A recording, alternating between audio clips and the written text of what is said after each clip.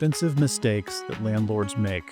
4 things to avoid. Hey everybody, I'm Jonathan Sempsrott here with Keyrenter Property Management in Austin, Texas. I hope you're doing really well today. There are a few things in this category of expensive mistakes that we see repeated over and over and over again that I'm hopeful to share with you. I'm going to share 4 today. They're perhaps the most common ones that we see in hopes that you can avoid these and hopefully save yourself some money. Mistake number 1. This is by far the most common one that we see and one that trips a lot of folks up. Not separating emotionally from the home and not treating it like a business. This is something that's super hard, primarily for folks that have lived in a property themselves previously. It was somewhere where maybe you lived, might have raised a family in this home, or have memories attached to the home. It becomes really hard to decouple that. So you're looking at it not really through the lens of investment, but you're looking at it through that lens of emotions, frankly. And so our advice in this category would be try to distance yourself, to create a little bit of separation there, where you can take a step back and make some decisions from an economic, a financial point of view that's not as emotionally tied to the property, and that's going to put you on a much better path for success. Items like, this is maybe a silly example, but keeping your grandmother's roses that she passed down to you many years ago, keeping those alive and healthy in the backyard. That's something that's super important for you as maybe someone that lives in the home currently, but for a tenant that lives there maybe 4 or 5, 6 years in the future, that's probably not going to be their top priority, right? And though we'd all like to hope that it would be, it might not happen in that way. So again, not really a financial sort of decision you're making there, but something that's important to you. Try a distance and create a good plan to say, how can we keep these roses alive? Maybe we should transplant them with us or give them to a family member to keep them alive and not putting that burden on a tenant. So keeping those emotions a bit separate. Mistake number 2, we see this also very commonly. You might assume that everybody in the market is going to share your personal design tastes or the aesthetic of the home, the way that it's laid out, or even just the features of things that you have spent money on upgrading over time. Some of those may be great. They may be universally appealing. The market would even pay more for those in some cases. But many times what we see is that that's not the case. And there are features about a home that is very personal to you, and that's awesome. It fits you and your personality, but it really does not appeal to the wide audience. And so you're seeing owners, sometimes property owners, having to take less rent to get a tenant to accept a property in what they view as less than ideal condition. I can't tell you how many times our team has walked through a potential client properties and had to, unfortunately break the delicate news that tomato red walls are just not what the market is looking for, and that it's probably going to result in a lower rent price, or maybe even a home that won't rent at all if it's that objectionable, right? We had a couple of homes that onboarded probably a year ago that had, the homeowner was an artist, a very talented artist, and had painted murals throughout the entire home of all these different landscapes and scenes that they had experienced over their life. And these were large-scale murals. Some of them were really cool, but they were a little bit overwhelming.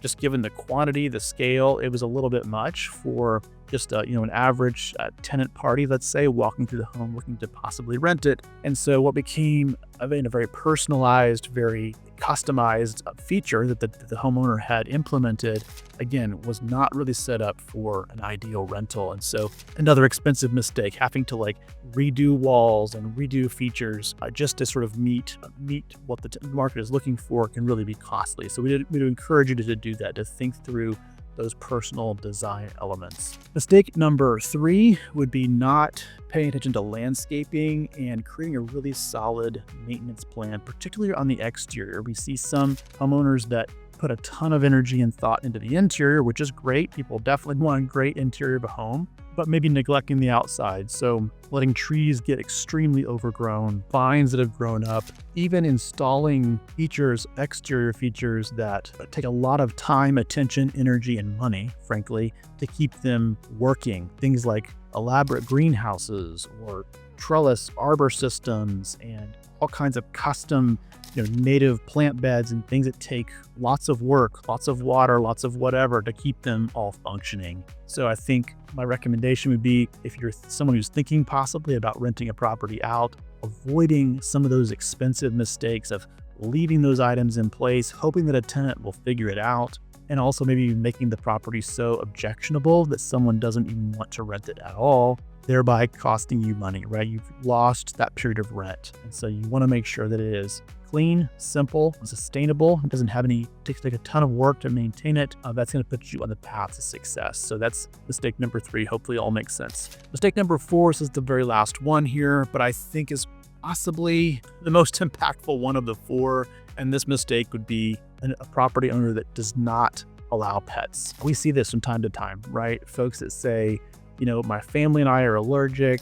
We are worried about the damage that a pet might possibly do to this property. So therefore, we just want to make it a no pet property. And that oftentimes is a very costly mistake. And part of why that is that I can tell you based on data that a no pet property on average takes about 2 to 3 times the average vacancy length. So let's say at that given time, maybe the average vacancy length in Austin is, let's say 30 days. Maybe it's less, but we're say 30 days for sake of argument. If you've got a no pet property, that could easily become 2 to 3 months of sitting empty. And so you've lost rent for 2 to 3 months where it's earning 0 income, which again is an expensive mistake to make just based on a no pet policy, because the vast majority of tenants do have pets these days. Numbers would tell us, or data would tell us, around about 75% of tenants today have some type of pet. And so you want to be able to market to that largest core of the audience to get that top rental dollar coming back in. So I would also tell you that it's very common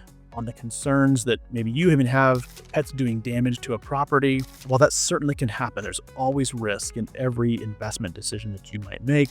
That is pretty rare in all actuality. We don't see that happening with a large majority of the time. It's fairly rare that happens. There are some ways too that we utilize here at Keyrenter to minimize that risk as well. We screen all pets, for example. There's a whole process that I won't get into in this video that we put pets through to make sure that they do meet all of our criteria, but there's some safety measures in place, even financial safety measures that are in place to make sure that you're protected as the property owner. And so despite all that I just said, we communicate all those things to many of our clients, and they still opt and say, we hear you, but we just respectfully don't want to have any pets. And we say, okay, fine, it's your property. We're happy to abide by that and do our very best for you and find success. But again, it does typically create expenses, and in terms of lost income, and in terms of just long-term headache that you just look backwards and say, oftentimes it would have just been better if that person had said yes to allowing pets and minimizing some of those headaches. So hopefully that is helpful. Hopefully you found a little bit of value in one of those things. Our goal here is to save you money and avoid some of those expensive mistakes. Please, if you've liked this video, please hit the like button and subscribe to our video channel. We'd love to stay connected with you guys over time.